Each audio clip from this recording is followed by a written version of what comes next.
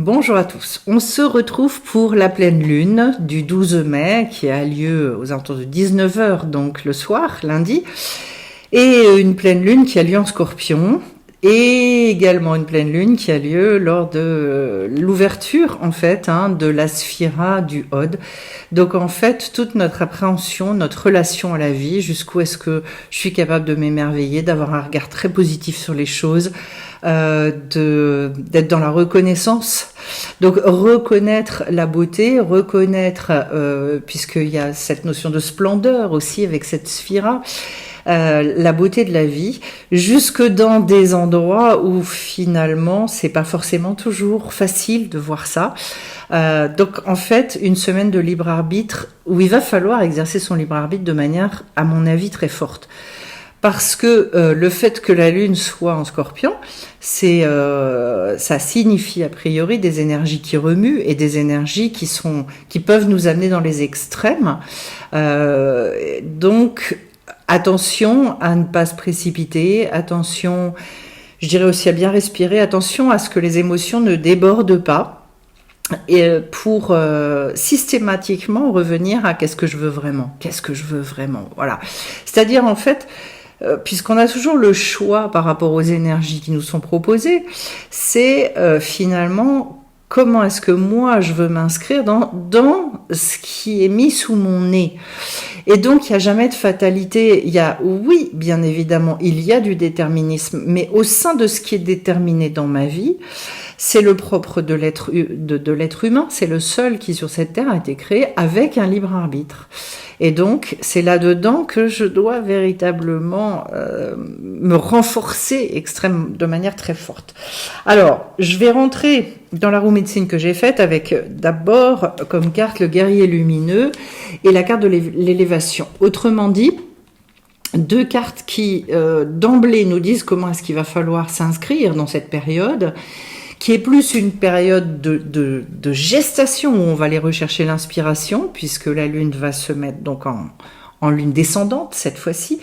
Et donc, de toute façon, le guerrier lumineux il nous dit très clairement un énorme besoin d'aller regarder les choses avec justement un regard tendre, un regard plein de générosité.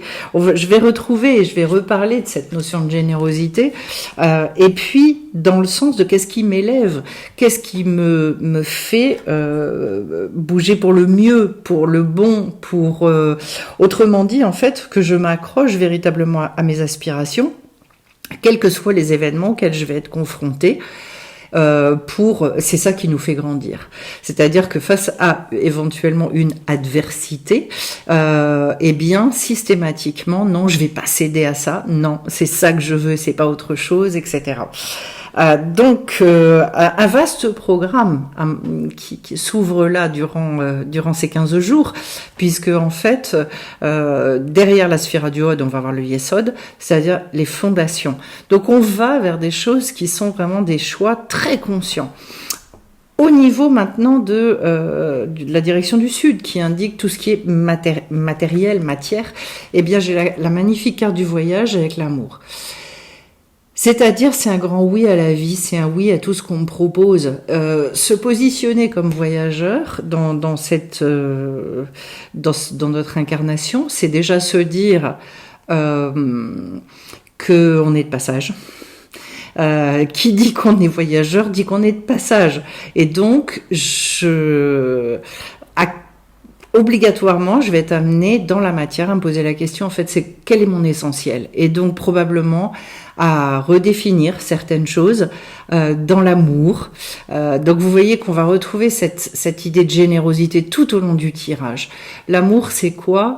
C'est le fait de faire un avec la chose. Donc quand je vous disais un grand oui à ce qui m'est proposé, ça veut dire même si je ne comprends pas, même si ça me rebute, même si ça me paraît injuste, même si tout ça, non, je vais aller chercher, je vais aller fouiner jusque dans les tréfonds pour comprendre en quoi je suis concernée par ce qui m'est proposé, par tout ce qui est mis sous mon nez. Voilà. En se considérant comme voyageur, ça signifie aussi, je suis obligée de prendre beaucoup de recul, beaucoup de avoir un regard de générosité sur les choses, c'est d'avoir une vision globale. Parce que si on s'arrête sur le détail parfois de ce qu'on vit, on se laisse complètement absorber par ça et donc on chute, on sombre. Quand on arrive à prendre du recul, alors à ce moment-là, on peut avoir une vision complètement différente des événements. Pour aller maintenant vers le monde émotionnel, eh bien, j'ai 2 cartes que j'affectionne tout particulièrement, celle du coyote et celle de la liberté. On nous donne là 2 conseils. Le coyote étant celui qui nous prévient que la vie, elle est pleine de surprises. Et donc, dans le jeu, il est écrit que c'est un peu le farceur. C'est-à-dire de s'attendre à ce que de toute façon, ça ne passe pas par les choses auxquelles on s'attend. Donc d'avoir, oui, des surprises qui auront peut-être parfois un visage curieux et de se dire, mais qu'est-ce que c'est que ça? D'où ça sort cette chose-là? Mais au lieu de tout de suite dire, d'être dans le rejet, non, donc il y a quelque chose là qui m'interpelle et sur lequel il y a un message à aller chercher en lien avec la liberté. C'est-à-dire finalement de retrouver des moyens au travers de ce qui nous est proposé, des sorties d'enfermement, donc de ne pas se braquer, ça va être très très important. Au contraire, d'aller dans la douceur, d'aller dans la souplesse, énormément. Ce qui nécessite souvent de descendre assez profond en soi. Quand je vous disais de la prise de recul, de l'acceptation, mais en même temps de ne pas se sentir impuissant face aux situations. Non, je suis toujours libre, moi, de réagir comme j'ai envie de réagir. Alors, peut-être je vais être face à une situation qui m'énerve, mais je suis libre de m'énerver ou de ne pas m'énerver. C'est comme ça d'ailleurs que petit à petit, on récupère notre puissance, on récupère confiance en soi parce qu'on s'aperçoit qu'on n'est plus dépendant des circonstances extérieures. Voilà, toujours dans cette sphère du Ode, et c'est important de le garder en tête. Ensuite, au niveau émotionnel, j'ai le faiseur de pluie avec l'union. Alors, l'association des 2 cartes est hyper intéressante. Pourquoi ? Parce que le faiseur de pluie, c'est celui qui va rechercher la bénédiction. C'est-à-dire, et d'ores et déjà, de se dire, donc, dans les émotions qui vont monter, remonter, j'ai là tout un tas de bénédictions à aller chercher. Que ce soit d'ailleurs dans ce qui peut susciter des émotions positives comme négatives, c'est-à-dire même des choses qui me mettent en colère ou les choses qui... de toute façon, si j'arrive à traiter ça et si j'arrive à garder ma bonne humeur, à rester unie à l'intérieur, la carte de l'union, c'est finalement de ne jamais rentrer en combat contre soi-même.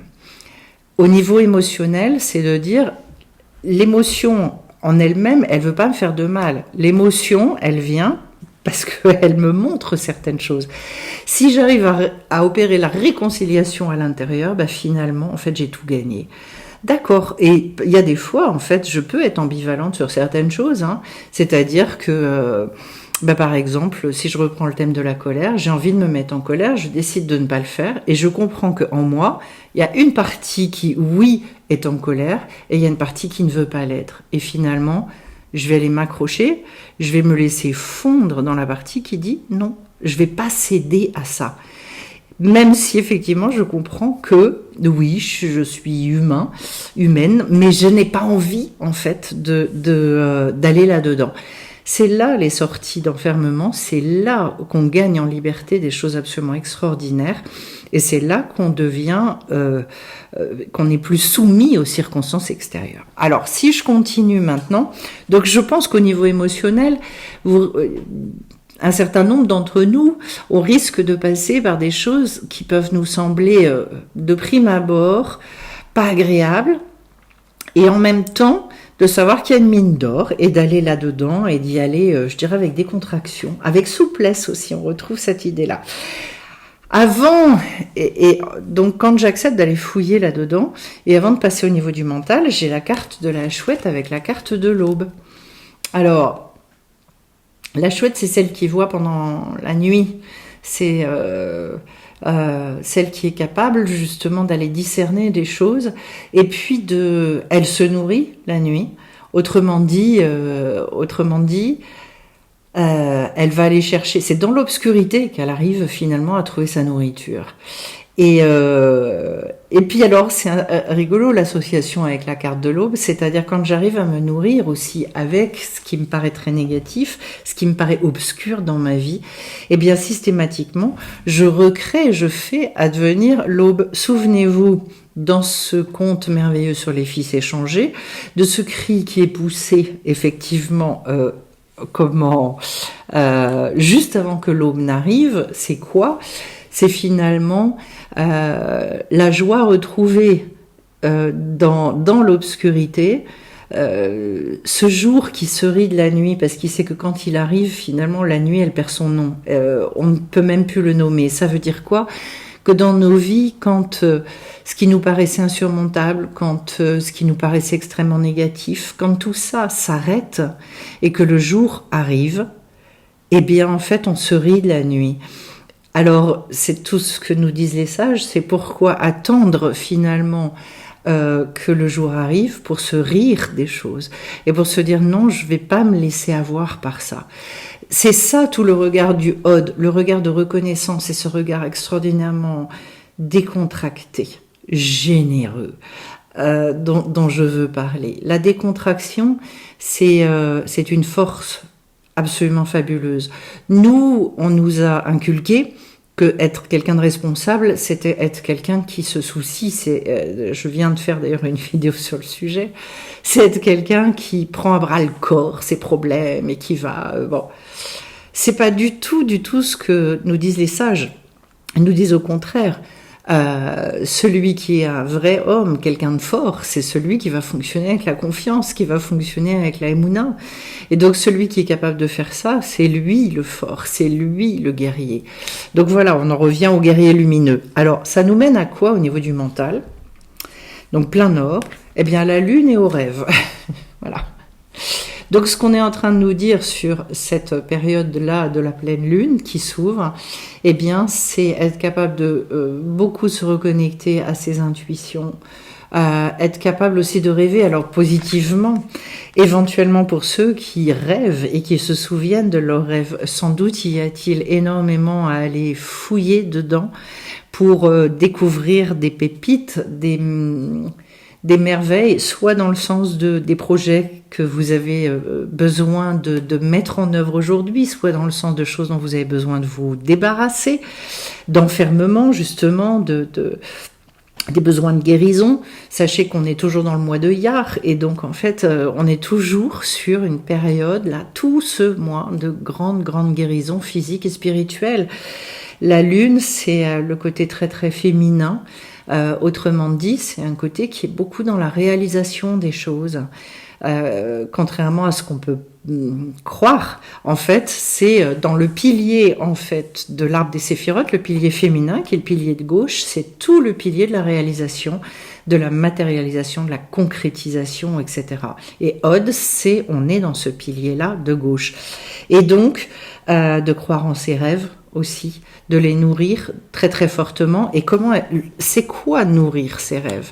Nourrir ce qui nous paraît absolument essentiel dans notre vie, ça se fait parce qu'en fait, on va avoir cette sorte d'émerveillement total. Parce que quand on est émerveillé, quand on se dit mais c'est ça, c'est pas autre chose, ça nous donne le carburant pour pouvoir aller au bout. C'est l'énergie, je dirais, qui entretient ce qu'on appelle le cycle de la joie. Ça veut dire quoi ? Ça veut dire que plus je m'émerveille, plus je me réjouis des choses, et plus l'énergie que j'ai dépensée dans le fait de réaliser, eh bien, elle va se régénérer constamment. Et donc, on a besoin de ce cycle vertueux en permanence. C'est ça qui va nous encourager. Et quand il y a, je dirais, par moment dans nos vies, un manque de signes extérieurs qui vont dans le sens de l'encouragement, eh bien, qu'est-ce qu'on fait ?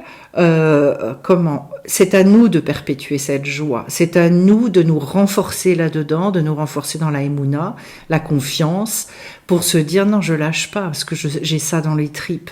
Et donc ça doit être effectivement très très profond. Ça doit être, avec la lune, c'est aussi tout l'inconscient. Comme dans les rêves, qui doit venir au conscient, qui doit venir jusque dans la tête et se dire non, c'est à ça que je veux m'accrocher parce que c'est ça l'essentiel de ma vie. Pour aller vers le degré spirituel, entre les deux, j'ai la spirale avec la carte de l'abondance.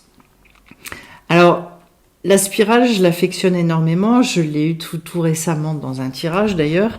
Je l'affectionne énormément parce que pour moi, c'est le double mouvement de contraction enfin, on avait dit la dernière fois contraction et dilatation. C'est-à-dire en fait ce mouvement de retour à soi et de réouverture vers le monde, de générosité, qui est vraiment inhérent à chacun.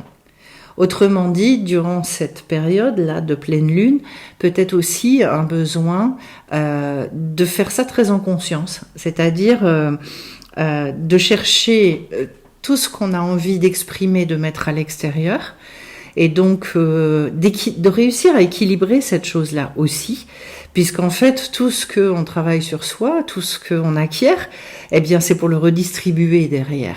Et donc... peut-être aussi, ça me vient comme ça, un besoin durant cette quinzaine de beaucoup exprimer, d'aller vers nos amitiés, notre conjoint, conjointe, et de pouvoir parler de ses rêves, de ses aspirations, donc d'être dans l'échange. Beaucoup dans l'échange pour créer de l'abondance, pour créer quelque chose qui deviennent fertiles. La fertilité, c'est pas possible de l'avoir seule. Alors, il y a bien évidemment toute notre vie spirituelle, ça c'est certain, mais pas que. La vie, c'est-à-dire, ça fait partie de la vie spirituelle. C'est-à-dire que être entouré et pouvoir échanger avec des personnes autour de soi, les sages nous disent que c'est là, je dirais que on va réellement comprendre où on en est. D'où le fait que dans la tradition hébraïque, il y a cette interdiction en fait de sortir de la communauté. Pourquoi ? Parce qu'en fait, on peut tout s'imaginer, on peut se faire tout un tas de blabla dans la tête, et puis le jour où on se retrouve face à nos contemporains, eh bien finalement, s'apercevoir que on n'est pas du tout qui on pense être, et être extrêmement étonné. Quand on est seul, on peut s'imaginer plein de choses. Quand on est avec les autres, eh bien là, on a, je dirais, le miroir de notre réel niveau, point. Et donc, voilà, donc cette abondance, en fait, elle est créée par ça aussi, par cette interaction, et j'ai envie de dire, de réussir à raisonner également énormément en termes de collectivité, en termes de communauté. C'est une chose qui a été mise à mal, énormément mise à mal avec toute la période qu'on a connue de confinement, etc., dont on n'est pas guéri. Je pense que bon nombre de personnes ne sont pas sorties en fait de certaines habitudes qui ont été prises malheureusement durant cette période, et que du coup le phénomène de séparation il perdure. Voilà. Alors, ensuite, donc le niveau spirituel, cette fois-ci, c'est assez éloquent, puisqu'en fait, j'ai et la carte du voyant et la carte du totem.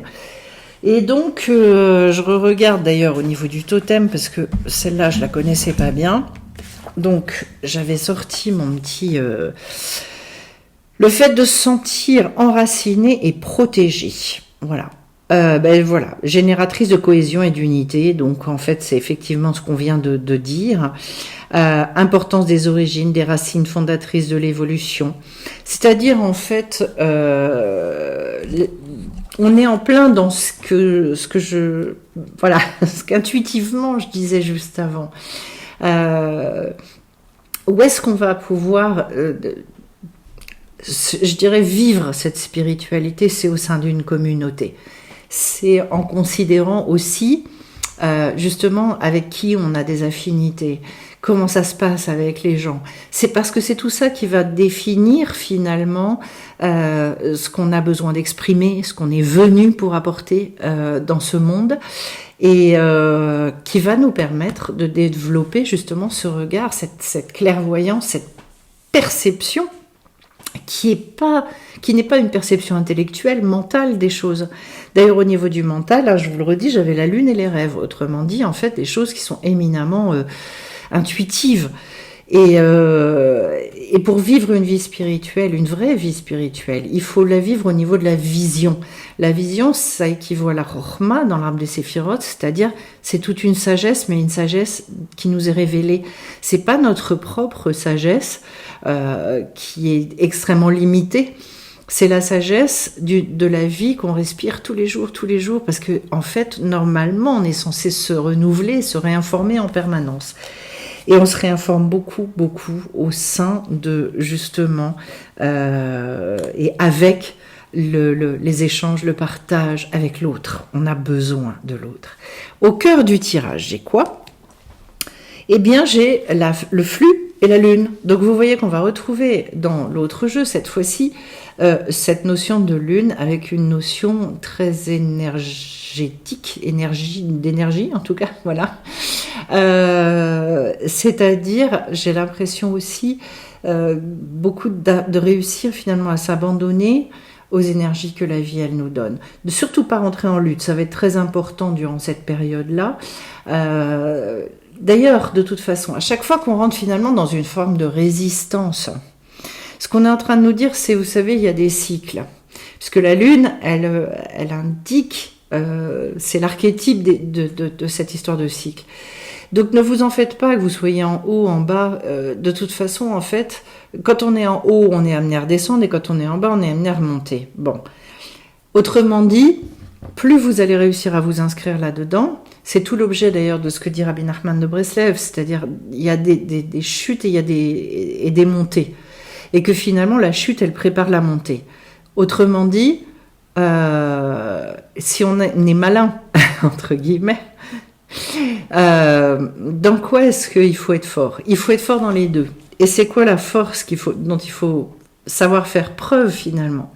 C'est quand on est dans la montée, c'est de prendre et de se nourrir de toute l'énergie positive qui a trait aux encouragements de la vie, à toutes ces choses-là, en évitant de prendre le melon, c'est-à-dire en évitant de s'enorgueillir de ça, mais en se préparant, en se disant, écoute, là c'est une phase ascendante, c'est formidable, je vais régénérer ma joie, je vais me renforcer, etc. Et en même temps, je sais que de toute façon, je ne serai pas toujours sur ce modèle-là.